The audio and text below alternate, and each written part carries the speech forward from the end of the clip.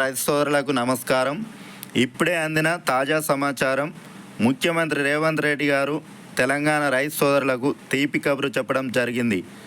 First time మన channel చూస్తున్నట్లయితే channel subscribe చేసుకోండి, వీడియోను పూర్తిగా చూడండి, వీడియోని తప్పకుండా లైక్ చేయండి.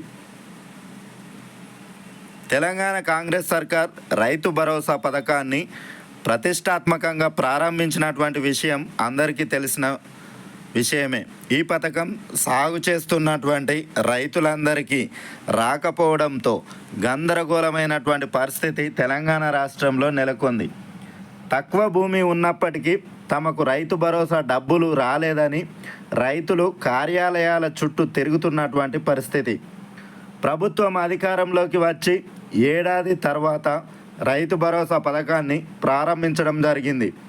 2025 జనవరి 26వ తేదీ గణతంత్ర దినోత్సవం రోజున ముఖ్యమంత్రి రేవంత్ రెడ్డి ఈ రైతు భరోసా పథకాన్ని ప్రారంభిస్తూ ఎకరానికి 12,000 రూపాయల చొప్పున రైతు సోదరులకు పంట పెట్టుబడి సహాయం కింద అందజేస్తామని చెప్పడం జరిగింది.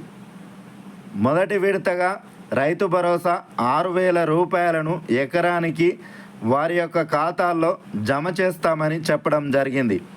అయితే ఈ పథకం ప్రారంభించిన తర్వాత మొదటి విడతలో 17.3 లక్షల మంది రైతు సోదరులకు 9.29 లక్షల సాగు భూమికి 557.54 కోట్ల రూపాయలను రైతుల యొక్క ఖాతాలలో జమ చేసింది ప్రభుత్వం.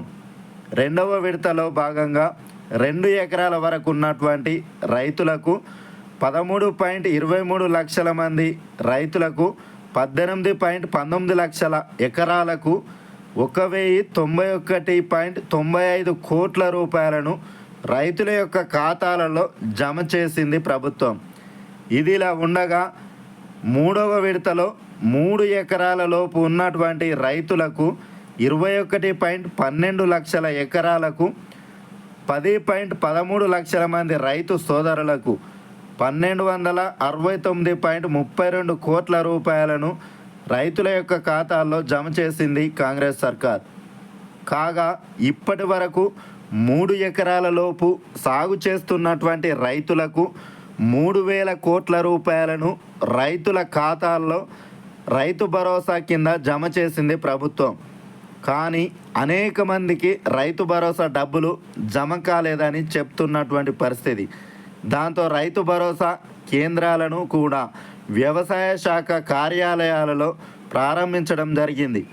రైతుల నుంచి వస్తున్నటువంటి ఫిర్యాదులను స్వీకరించింది. ఇదిలా ఉండగా తెలంగాణ ప్రభుత్వం సాగు చేస్తున్నటువంటి భూములకు మాత్రమే రైతు భరోసా అందజేస్తామని తెలియజేసినటువంటి విషయం తెలిసిందే. గత బీఆర్ఎస్ ప్రభుత్వం రైతు బంధు పేరుతో అనేక వేల కోట్ల రూపాయల ప్రజాధనాన్ని వృధా చేసిందని కాంగ్రెస్ సర్కార్ ఆరోపించింది.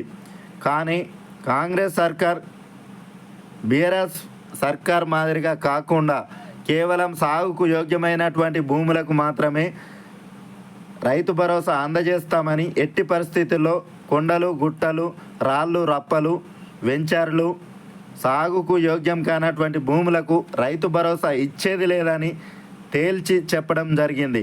కానీ ప్రస్తుతం సాగు చేస్తున్నటువంటి రైతులకు కూడా రైతు భరోసా అందనటువంటి పరిస్థితి.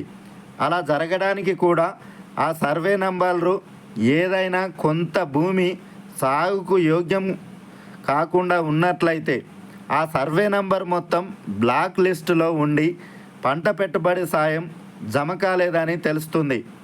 ఈ సమస్యను పరిష్కరించేందుకు వ్యవసాయ శాఖ, రెవెన్యూ శాఖ సమన్వయంతో కలిసి పనిచేస్తున్నాయి. అయితే రైతుల యొక్క వివరాలను ఎప్పటికప్పుడు అప్డేట్ చేసి రైతు భరోసా కోసం ఆర్థిక శాఖకు పంపినట్లు వ్యవసాయ శాఖ అధికారులు పేర్కొంటున్నారు. ఇప్పటికీ 3 ఎకరాల లోపు ఉన్నటువంటి రైతులకు 3,000 కోట్ల రూపాయల వరకు ప్రభుత్వం రైతు భరోసా నిధులు జమ చేయగా సాంకేతిక కారణాల వల్ల ఆ ప్రాసెస్ ఆగిపోయింది. సాంకేతిక కారణాలను దృష్టిలో పెట్టుకొని ఆర్థిక శాఖ మిగిలినటువంటి రైతు భరోసాను పక్కన పెట్టినట్లు సమాచారం. సాంకేతిక సమస్యలు పరిష్కారం అయిన తర్వాత రైతు భరోసా అందించే అవకాశాలు కనిపిస్తున్నాయి.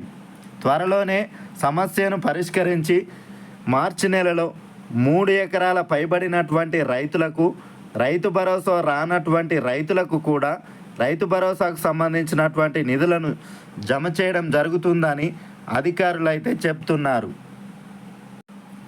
3 ఎకరాల వరకు సాగు భూమి ఉన్నటువంటి రైతుల యొక్క అకౌంట్లలోకి రైతు భరోసా డబ్బులను జమ చేసేందుకు నిధులను విడుదల చేయాల్సిందిగా డిప్యూటీ సీఎం బట్టి విక్రమార్క అధికారులను ఆదేశించడం జరిగింది.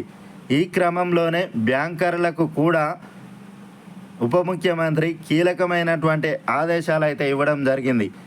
ఎప్పుడెప్పుడా అని ఎదురు చూస్తున్నటువంటి రైతులకు రేవంత్ రెడ్డి సర్కార్ అయితే తీపి కబురు అయితే చెప్పడం జరిగింది. ఇక ప్రజాభవన్లో స్పెషల్ చీఫ్ సెక్రటరీ, వ్యవసాయ శాఖ ప్రిన్సిపల్, వ్యవసాయ శాఖ అధికారులతో ఉప ముఖ్యమంత్రి బట్టి విక్రమార్క సమీక్ష నిర్వహించడం జరిగింది. ఈ సందర్భంగా మాట్లాడినటువంటి బట్టి విక్రమార్క కీలకమైనటువంటి ఆదేశాలు జారీ చేయడం జరిగింది. 3 ఎకరాల లోపు రైతు భరోసా లబ్ధిదారుల యొక్క వివరాలను గ్రామాల్లో ఫ్లెక్సీల ద్వారా ప్రదర్శించాలని అధికారులను డిప్యూటీ ముఖ్యమంత్రి బట్టి విక్రమార్క ఆదేశించారు. లబ్ధిదారుల యొక్క వివరాలు గ్రామం యొక్క కూడళ్లలో అందరికీ కనిపించేలా ఫ్లెక్సీలు ఏర్పాటు చేయాలని బట్టి విక్రమార్క సూచించడం జరిగింది. అనంతరం మంత్రి తుమ్మల నాగేశ్వరరావుతో కలిసి బట్టి విక్రమార్క బ్యాంకర్లతో సమావేశంలో పాల్గొన్నారు. వ్యవసాయ రంగానికి సంబంధించినటువంటి బ్యాంకింగ్ సేవలు, రుణాల మంజూరుపై చర్చించడం జరిగింది.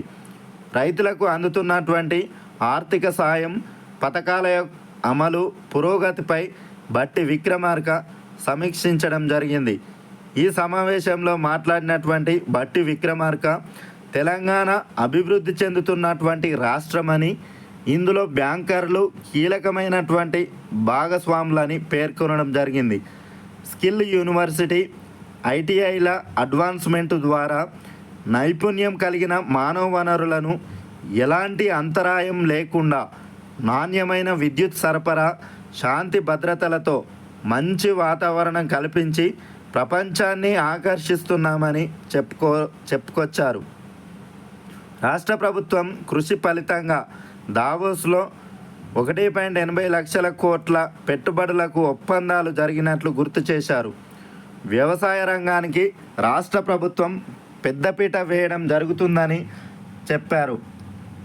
చెప్పడమే కాదు, చేసి చూపించామని బట్టి విక్రమార్క తెలిపారు. ఒక వ్యవసాయ రంగానికి 52,000 కోట్ల రూపాయలు కేటాయించినట్టు తెలిపారు.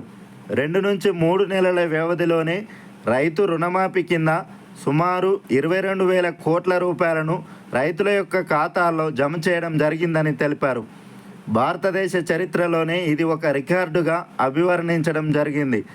ప్రభుత్వ నిర్ణయంతో రైతులతో పాటు బ్యాంకర్లకు కూడా మేలు జరిగిందని, సింగిల్ ఖాతా ద్వారా 22,000 కోట్ల రూపాయలు బ్యాంకుల్లో జమ అయ్యాయని, సింగిల్ స్ట్రోక్తో పెద్ద మొత్తంలో బ్యాంకర్లకు రికవరీ జరిగిందని బ్యాంకర్లు ప్రభుత్వాన్ని అభినందించాలని చెప్పడం జరిగింది.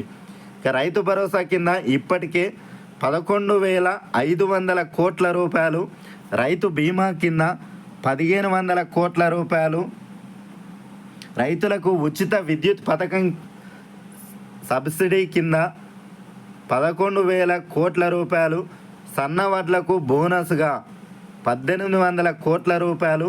ఇవే కాకుండా కేంద్ర ప్రాయోజిత పథకాలు, వివిధ రాష్ట్ర ప్రభుత్వ పథకాల కింద రైతులకు ప్రయోజనం చేకూర్చడం జరుగుతుందని ఉప ముఖ్యమంత్రి బట్టి విక్రమార్క తెలపడం జరిగింది. 3 ఎకరాల వరకు ఉన్నటువంటి రైతులకు రైతు భరోసా నిధులను వెంటనే విడుదల చేయాలని ఉప ముఖ్యమంత్రి బట్టి విక్రమార్క అధికారులను ఆదేశించడం జరిగింది. ఎట్టి పరిస్థితుల్లో రైతు భరోసా విషయంలో జాప్యం చేయకుండా అర్హత కలిగినటువంటి రైతు సోదరులకు వారి యొక్క అకౌంట్లలో రైతు భరోసా నిధులను వెంటనే జమ చేయాల్సిందిగా ఉప ముఖ్యమంత్రి బట్టి విక్రమార్క అధికారులను ఆదేశించడం జరిగింది. Okay, thanks for watching. Please subscribe my channel. Thank you.